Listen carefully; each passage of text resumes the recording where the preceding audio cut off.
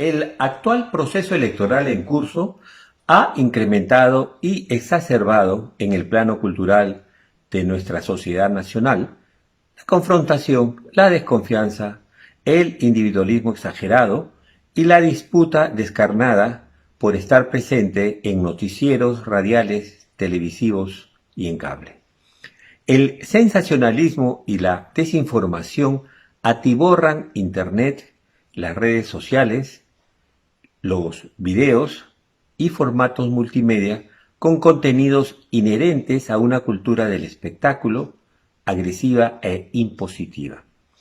En medio de la peor crisis sanitaria de nuestra historia, con miles de fallecidos y de la simultánea crisis de la institucionalidad democrática, la primera instancia que pone en evidencia su profundo colapso es el periodismo peruano, que ha descendido al nivel del chisme, el escarnio, la farsa enajenante.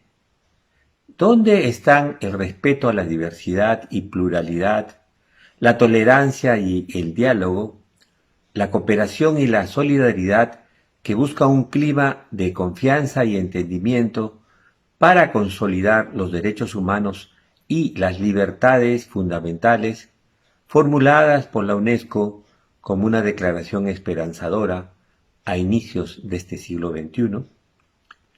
Según las recientes investigaciones de las ciencias cognitivas, la biología de la mente, la arqueoantropología, la biología matemática y otros campos interdisciplinarios, lo que llamamos cultura es una cognición exclusiva de los seres humanos propia del Homo sapiens, que nos ha permitido la cooperación y la solidaridad, gracias a las cuales hemos derrotado a especies más fuertes, más numerosas y agresivas.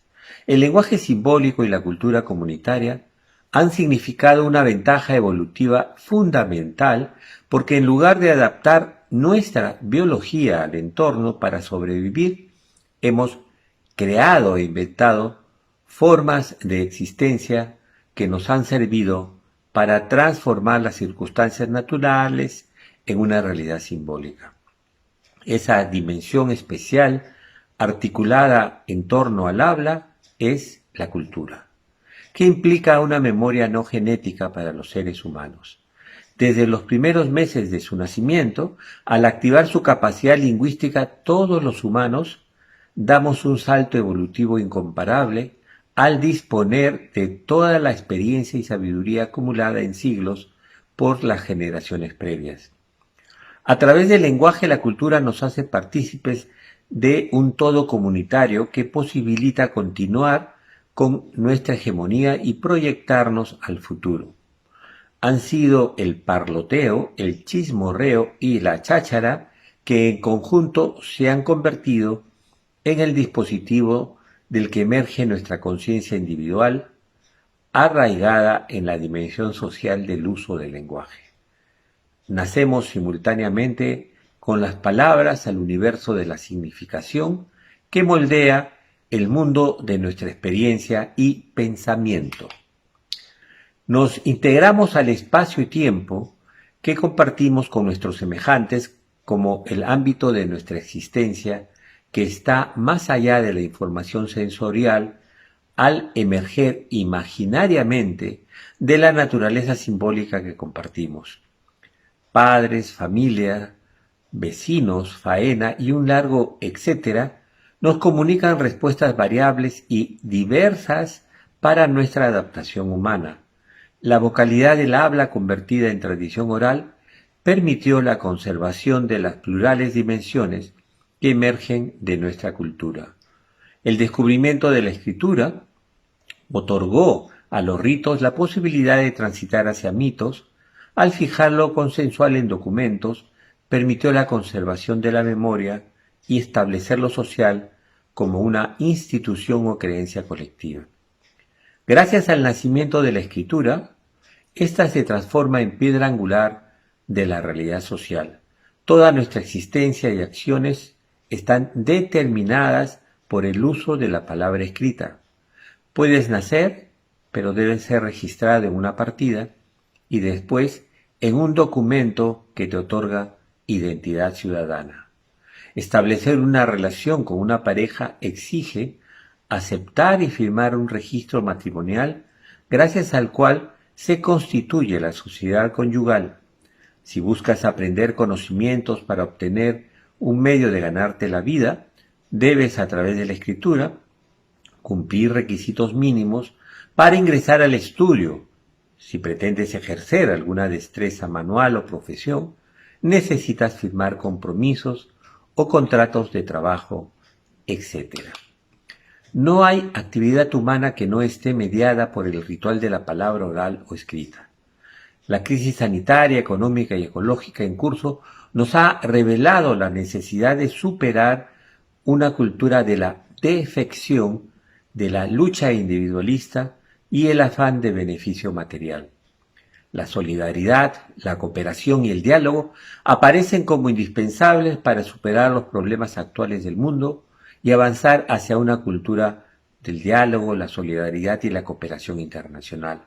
El planeta y la humanidad no puede volver a la supuesta normalidad anterior, consumista, contaminante y depredadora, que lo único que ha logrado en siglos es ampliar cada vez más la brecha entre los poquísimos que tienen muchísimo y los muchísimos que casi no tienen nada.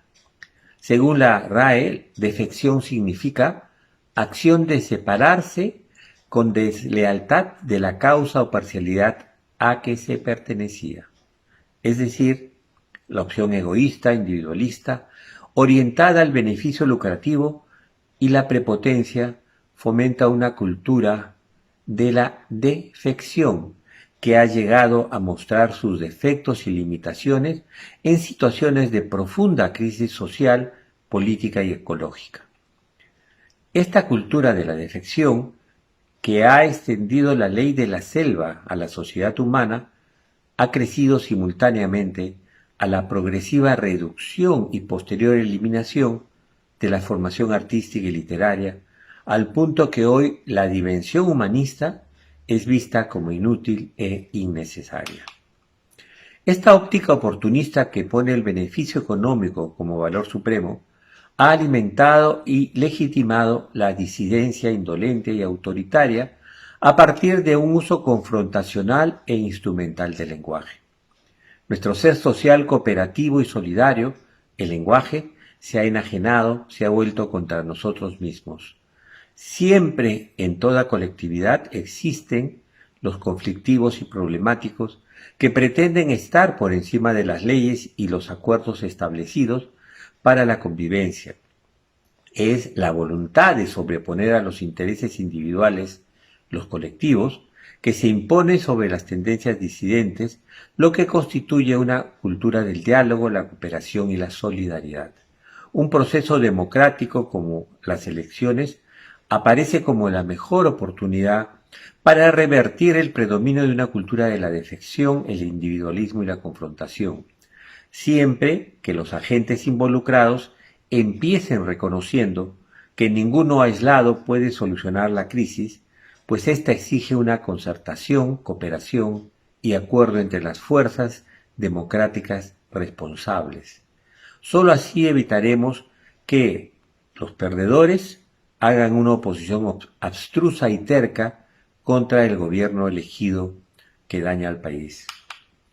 Esto no se ha producido, salvo por una excepción, porque la gran mayoría de agrupaciones y candidatos asumen una posición de dueños de la verdad frente al país, por lo que postulan modificar leyes, gestionar eficientemente o aplicar correctamente el modelo.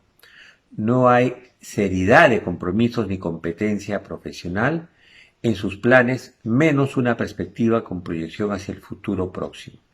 Todos se asumen como los salvadores, patriarcas y caudillos, con amplia oferta de promesas y programas asistencialistas.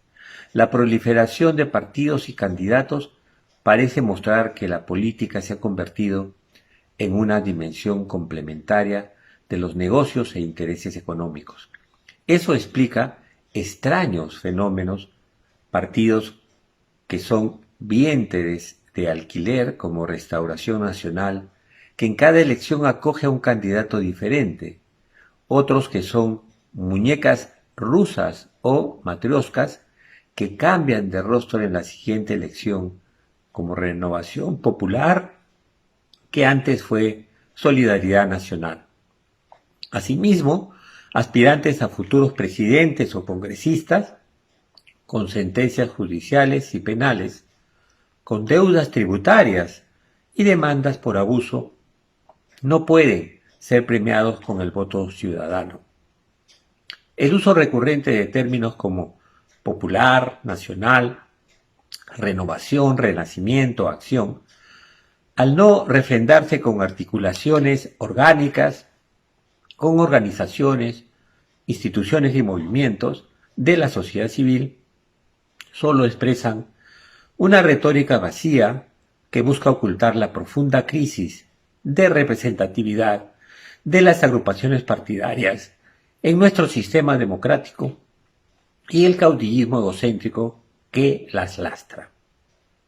Todo aspirante al Palacio de Gobierno se cree anticipadamente dueño del Perú y asume el Estado como su botín personal. La historia de los últimos procesos electorales nos ha demostrado esa lección, que debemos asumirla y no tropezarnos con la misma piedra siempre.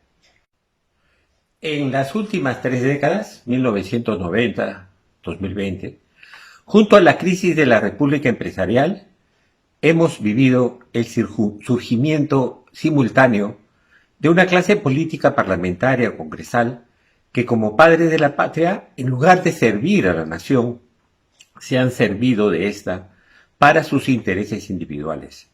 Se supone, a diferencia de la mayor parte de la vida republicana pasada, que en lugar de criterios de sangre, apellidos o castas, estos cuadros dirigentes salieron de la educación superior, que garantizaba sus competencias respectivas.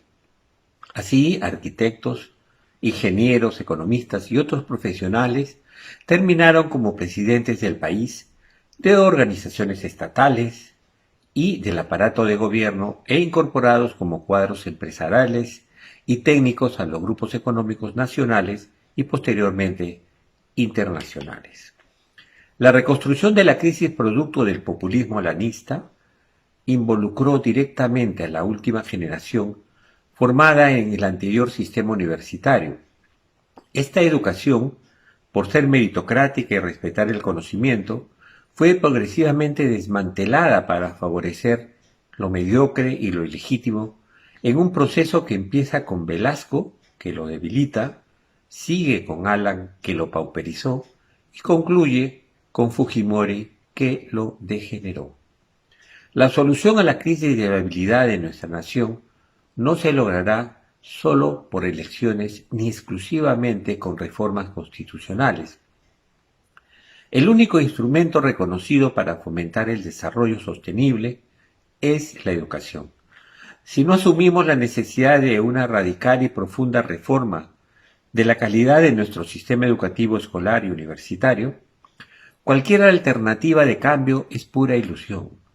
Por supuesto que dicha tarea educativa no se circunscribe a los docentes del sistema educativo, sino que nos convoca y compromete a todos, gobernantes, congresistas, funcionarios, empresarios, profesionales, trabajadores, padres de familia, etc. Solo la construcción colectiva de una cultura del diálogo, la solidaridad y la cooperación hará posible un proyecto nacional que articule nuestra pluralidad social y heterogeneidad, indispensable para encaminarnos hacia un desarrollo sostenible para toda nuestra población. El 12 de abril de 2021 no desaparecerá la crisis sanitaria ni la crisis económica, tampoco el problema del calentamiento global. También probablemente resurgirán voces contra la reforma educativa, críticas sin sentido, etc. Por ello, después de tantas promesas, compromisos y declaraciones, conviene recordar a nuestro poeta nacional César Vallejo. Y si después de tantas palabras no sobrevive la palabra, si después de las alas de los pájaros no sobrevive el pájaro parado, más valdría en verdad que se lo coman todo y acabemos.